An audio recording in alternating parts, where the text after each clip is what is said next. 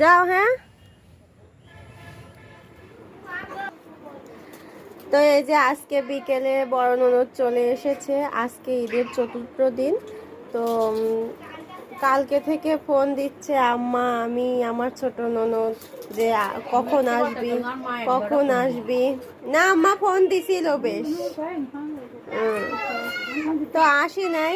তো এই যে বিকেল বেলা আসছে, আফিয়া আসছে, সিয়াম আসছে, আর বড় আপা আসছে। তাও বড় নন্দী আসি নাই। লাথি মারছে। তো আসার পরে ঘরে কিছুই ছিল না, কয়টা পাপড় ছিল সেগুলাই ভেজে ননদকে নাস্তা করতে দিয়েছি। পয়লা বৈশাখ উপলক্ষে পাপড়ই খান।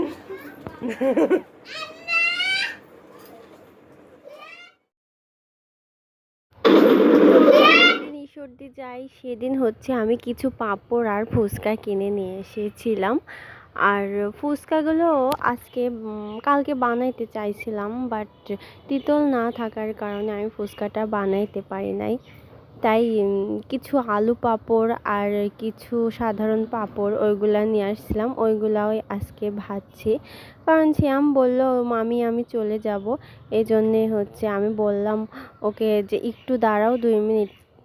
তাই ও 2 মিনিট দাঁড়ালো, আমি 2 মিনিটের মধ্যে তাড়াহুড়া করে পাঁপড়গুলো ভেজে আনলাম। তো এই যে আমার তেলটা তেতে গিয়েছে, আমি পাঁপড়গুলো দিচ্ছি, অনেক সুন্দর করে ফুলে উঠছে।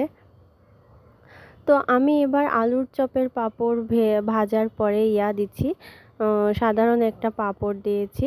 এটাকে কি পাঁপড় বলে আমি সঠিক জানি না, কিন্তু ফার্স্টেরটা আমার আলুর পাঁপড় ছিল। এটাও খুব সুন্দর এবং খুব তাড়াতাড়ি ভাজা হয়ে যাচ্ছে, দেখতেও ওয়াও লাগছে। আর এই যে এখানে আমার চিপটা ভাজা হয়ে গিয়েছে। ভাজা হলে আমার ননদের বড় ছেলে, তাকে একটু আমি ভালোটা বেশিই বাসি, তার জন্যই এটা বানিয়েছি।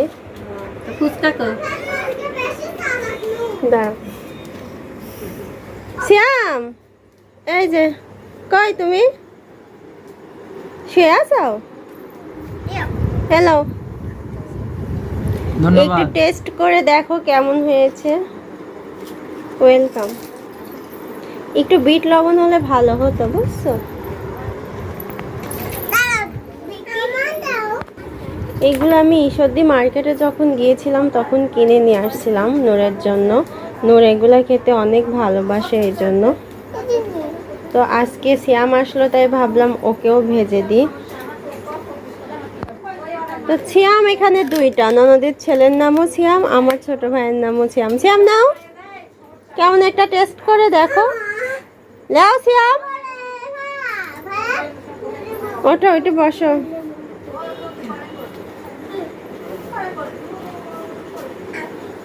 শ্যাম ওইটা বসে খাও, কেমন ভাবে খাচ্ছে।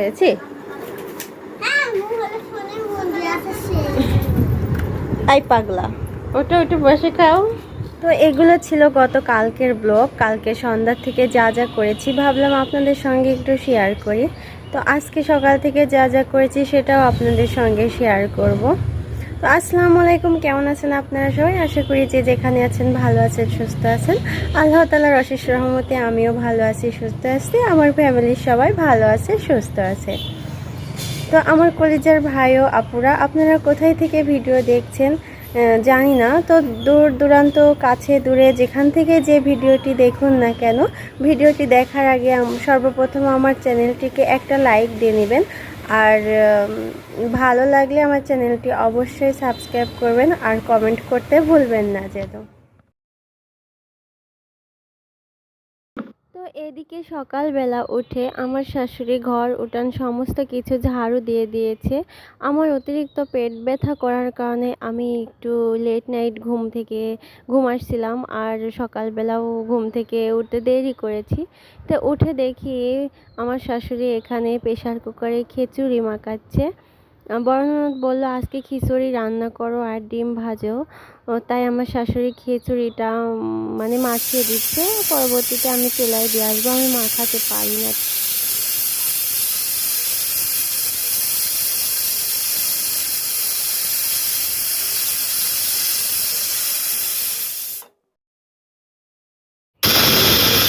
তো ওইদিকে খিচুড়িটা হয়ে গিয়েছে। এইদিকে আফিয়া মানে আমার বড় ননদের ছোট্ট একটা পিসকি মেয়ে আছে, সে আবদার করেছে পরোটা খাবে আর চা খাবে।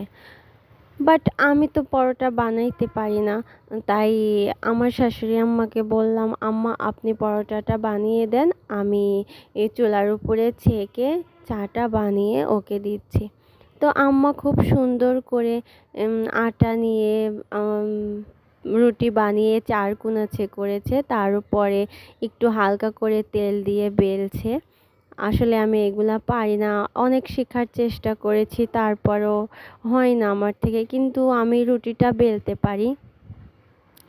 তো এইভাবে আস্তে আস্তে আম্মা অনেকগুলো পরোটা আমাকে বেলে দিয়েছিল। তো আমি ঝটপট চলে এসেছি চুলার উপরে। তো চুলার কাছে চলে এসে আমি প্রথমে তাওয়াটা দিয়ে দিয়েছি চুলার উপরে, তারপরে একটু ছেঁকে নিব পরোটাগুলো, হালকা করে ঘুরিয়ে ঘুরিয়ে ছেঁকে নিব। অবশ্য বাসায় মেহমান আসলে অনেক ঝামেলা হয়, অনেক কাজ করতে হয়, কিন্তু এর মাঝে অনেক মানে আনন্দ থাকে, কারণ সারাদিন যে একা একাটা ফিল করি আমি, সেটা আর আজকে ফিল হচ্ছে না, ফিল করছিও না। তার কারণ বড় ননদ চলে এসেছে, বাসায় অনেক আনন্দ হচ্ছে, আমার বেশ ভালোই লাগছিল। তার মাঝে আমার ছোট ভাইটা ছিল, নূরও মামার সঙ্গে খেলা করছে, সবাই মিলে এক কথায় অনেক আনন্দ করছিলাম। বাইরে ঘুরতে যাওয়ার থেকেও বাসায় মেহমান আসলে অনেক আনন্দ হয় আমার মনে হয়। তো এভাবে গল্প করতে করতে আমি এক এক করে পরোটাগুলো সব ভেজে নিচ্ছি। ভেজে আমার পরোটাটা হয়ে গিয়েছে।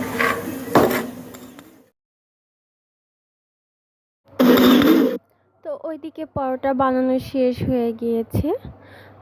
এখন আমি চায়ের জন্য দুধ দিয়েছি পাতিলে। তো আমার দুধটা গরম হয়ে গিয়েছে, বড় ননদের আবদার যে শুধু দুধ দিয়ে হচ্ছে চা বানাবি, তাই আমি জাস্ট শুধু দুধ দিয়ে চা বানাচ্ছি।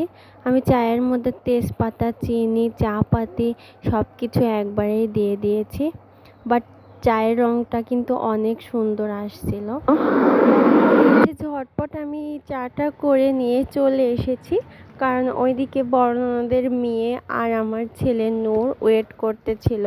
বড় ননদও খাবে চা, আমাকে বলল যে তাড়াতাড়ি নিয়ে আসো। তো চায়ের পাতিলটা অনেক গরম ছিল, এজন্য আমি ওড়না দিয়ে ধরে চাটা ঢালছিলাম, অনেক কষ্ট হচ্ছিল, তারপরে কি আর করার বলুন, বড় আপা খেতে চেয়েছে বলে কথা।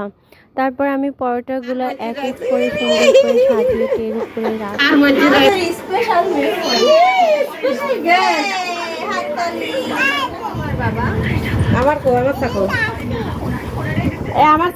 এই যে এখন হচ্ছে বিকেল সময়, আসরের আজান পড়ে গিয়েছে।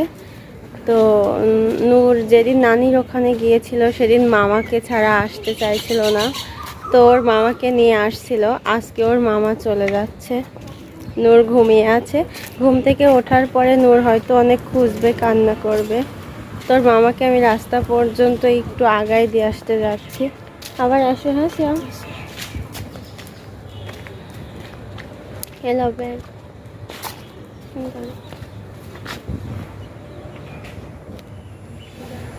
যাও। হ্যাঁ, তো এই তো ছিল আজকের মতো, এখানেই শেষ। সারাদিন আমি কি কি করেছি, আমার ননদ আসার পর থেকে আমি কি কি কাজগুলো করেছি, সেগুলো আমি আপনাদের সঙ্গে শেয়ার করলাম। আমার চ্যানেলটি ভালো লাগলে অবশ্যই সাবস্ক্রাইব করবেন, আর তার থেকে বেশি ভালো লাগলে লাইক কমেন্ট করে দিবেন। সবাই ভালো থাকবেন, সুস্থ থাকবেন, এই কামনা নিয়ে আজকে শেষ করছি। আল্লাহ হাফেজ।